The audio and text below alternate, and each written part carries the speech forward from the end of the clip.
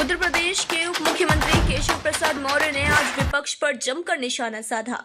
केशव प्रसाद मौर्य ने इंडिया गठबंधन को दिशाहीन बताते हुए सपा सुप्रीमो अखिलेश यादव को नसीहत दी। उन्होंने कहा, यूपी की 80 की 80 लोकसभा सीटें बीजेपी और सहयोगी जीत रहे हैं। इंडी गठबंधन को कोई पूछ नहीं रहा। सपा अंतकरले का शिकार है। सपा गुंडों माफियाओं को पैदा करने की फैक्ट्री रही है। उन्होंने कहा, एक नारा था, जिस गाड़ी में सपा का झंडा उसमें बैठा गुंडा। सपा का नारा, खाली प्लॉट हमारा। उप मुख्यमंत्री केशव प्रसाद मौर्य ने कहा, हमारी सरकार में गुंडे माफियाओं पर लगातार कार्यवाही हुई है। अतीक, मुख्तार और आजम की यारी में सपा खत्म हो गई है। बीजेपी 370 और गठबंधन 400 से ज्यादा सीट जीतेगा। राम मंदिर प्राण प्रतिष्ठा को सपा कांग्रेस ने ठुकराया। जिन्होंने राम मंदिर प्राण प्रतिष्ठा को ठुकराया, जनता उन्हें ठुकरा देगी। केशव प्रसाद मौर्य ने कहा, अखिलेश यादव ने विधायकों को राम मंदिर जाने से रोका।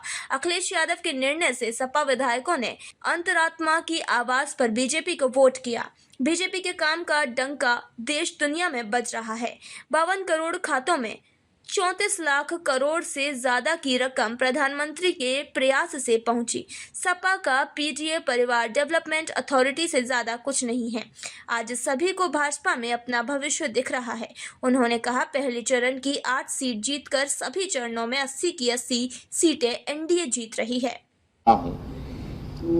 कि उत्तर प्रदेश की 80 की 80 लोकसभा सीटें भारतीय जनता पार्टी और हमारे गठबंधन के साथी दल मिलाकर के जीत रहे हैं। सपा और कांग्रेस का जो गठबंधन है, इंडी गठबंधन, इसको कोई पूछने वाला नहीं है। समाजवादी पार्टी स्वयं जहां अंतर्कलह का शिकार है, वहीं कांग्रेस भी उससे अलग नहीं है। अगर मैं समाजवादी पार्टी के बारे में कहूं कि समाजवादी पार्टी गुंडों, अपराधियों, माफियाओं, दंगाइयों को पैदा करने की फैक्ट्री है, तो कोई गलत नहीं होगा। 2017 से पहले जब उत्तर प्रदेश के मुख्यमंत्री श्री अखिलेश यादव जी थे, उस समय का एक बहुत प्रचलित नारा रहा करता था कि जिस गाड़ी में सपा का झंडा, उस गाड़ी में बैठा गुंडा। और सपाइयों का नारा, खाली प्लाट, खाली मकान, खाली दुकान हमारा। जिस प्रदेश में लगभग हर जिला दंगे के आग में सुलग रहा था, आज उसी उत्तर प्रदेश में पिछले 7 वर्षों से एक भी दंगा ना होना, बड़े बड़े गुंडे, अपराधियों, माफियाओं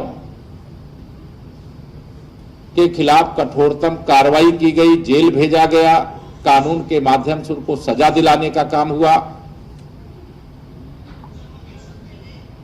और अगर मैं कहूं कि श्री अखिलेश यादव के 3 यार, मोहम्मद आजम खां, अतीक अहमद और मुख्तार, यद्यपि 2 चले गए हैं, अब इस धरा में नहीं है, लेकिन ऐसे लोगों की यारी करने के कारण सपा सफा हो गई है। 2024 का लोकसभा चुनाव ऐतिहासिक चुनाव है और मुझे पूरा विश्वास है कि यह चुनाव जनता, भाजपा तो लड़ ही रही, लेकिन जनता भी लड़ रही है। आम जनता चाहती है कि 2024 में माननीय नरेंद्र मोदी जी के नेतृत्व में तीसरी बार भारतीय जनता पार्टी की गठबंधन की सरकार बने। और जो लक्ष्य हमारे आदरणीय प्रधानमंत्री जी ने दिया है कि भाजपा अकेले दम पर 370 और भाजपा गठबंधन 400 से अधिक सीटें जीते, तो उसका समर्थन पूरे देश से प्राप्त हो रहा है। समाजवादी पार्टी एक ऐसी पार्टी है, कांग्रेस पार्टी एक ऐसी पार्टी है जिसने भगवान श्री राम लला 500 साल बाद अपने जन्म स्थान पर विराजमान हुए। उसके लिए एक रामद्रोही परिवार था, राम भक्तों पर गोली चलाने वाला परिवार था।